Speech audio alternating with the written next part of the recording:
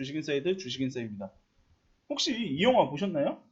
추석 연휴 때 박스오피스를 강타한 900만 관객이 들어서 엑시트라는 영화입니다. 엑시트.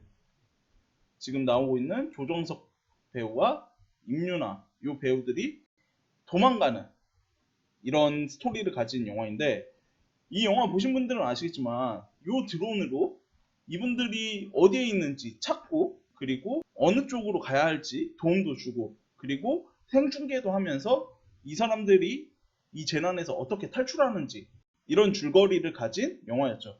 그러면서 우리가 봐야 할 것은 이 드론이었죠. 이 드론들이 어떤 방식으로 우리 생활에 이용이 될 수 있을지 보여주는 한 예라고 볼 수가 있겠죠. 그리고 다른 영화인 스파이더맨 파 프롬 홈이라는 영화에서도 드론을 이용한 장면들이 많이 나왔죠. 물론 지금 할 내용들은 조금 스포일러가 있기 때문에 영화를 혹시나 안 보신 분들은 좀 스킵하고 넘어가셔도 좋을 것 같아요. 이 악당 미스테리오라는 사람이 드론을 이용해서 VR 그리고 AR 통해 가지고 홀로그램을 만들어서 자연재해 같은 것들 만들어내 가지고 자신이 영웅인 척, 히어로인 척 하면서 남들을 속이는 그런 악당이었습니다. 영화 보신 분들은 알겠지만 드론을 통해 가지고 홀로그램을 만들어서 남들을 막 속이다가 영화 중반부에는 드론이 막 총 같은 것도 쏘고, 그리고 폭발물 같은 걸로 폭발도 일으키고, 이러면서 시민들에게 위협을 가하기도 하죠. 이런 모습들을 보면은 드론이 향후에는 군사적인 목적으로도 쓰일 수 있다라는 한 일례를 보여줬다고 저는 생각이 들어요. 드론이 그저 운송수단 혹은 방송 이런 것들이 아니라 군사 목적으로도 쓰일 수 있다라는 예시를 아주 잘 드러낸 모습이죠. 이런 드론이 세계 시장 규모를 보면은 2020년으로 보면은 약 115억 달러, 우리나라 돈으로 보면 한 13조 가량의 시장을 만들 것이다 라고 예상이 되고 있죠. 근데 보시면 아시겠지만 이 부분들은 다 민간 부분이에요. 민간. 거진 다 민간이에요. 여기에다가 플러스 국방 분야까지 된다면은 이 시장 가치는 어디까지 올라갈지 모르겠죠.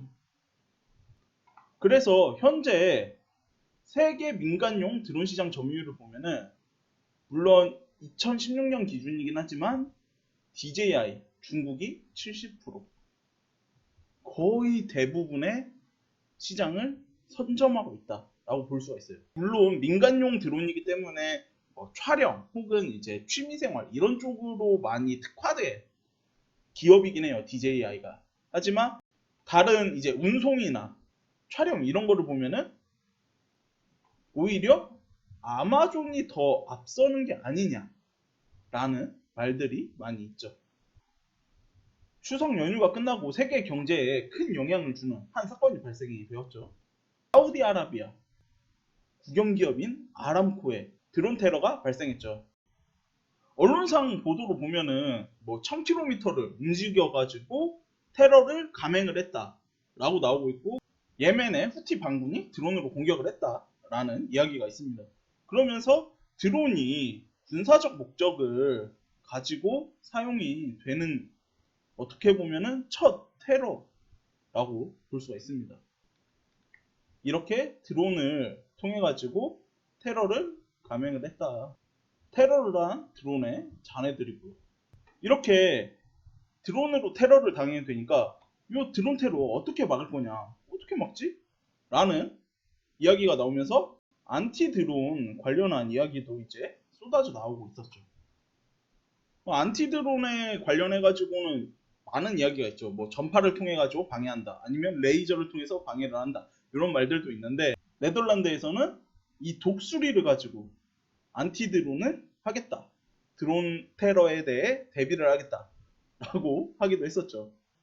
하지만 이런 안티 드론 같은 경우에는 기술력도 뒷받침돼야 되고 전파, 레이저 이런 것들이 새로 다시 구조를 짜야 되는데 대공, 자주포 이런 것들, 그러니까 대공을 보호할 수 있는, 물론 이제 전투기 같은 경우에는 뭐 음속을 돌파하고 정말 먼 거리에서 사격을 하기 때문에 대공포 같은 경우에는 실질적으로 현대전에서는 대공포가 효율적이지 않다. 오히려 전투기와 전투기가 이렇게 맞붙는 상황이 현대전에는 맞다라는 견해들이 있는데, 우리나라 같은 경우에는 90년대부터 개발을 해가지고 2000년대 개발이 완성된 대공 자주포가 있습니다.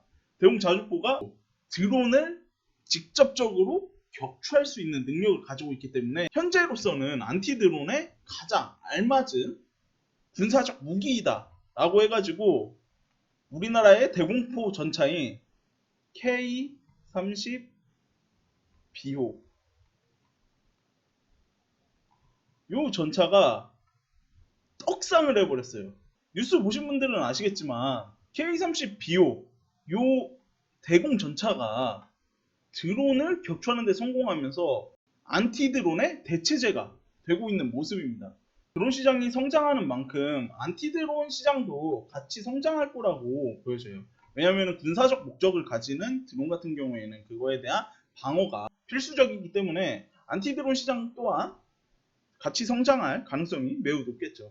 물론 현재 산업 분야로 보면은 영화나 엔터테인먼트 혹은 이런 쪽이 강력하게 드론이 활용되고 있지만은 향후에는 이런 배달 목적을 가진 드론이 더 앞설 거라고는 생각이 돼요.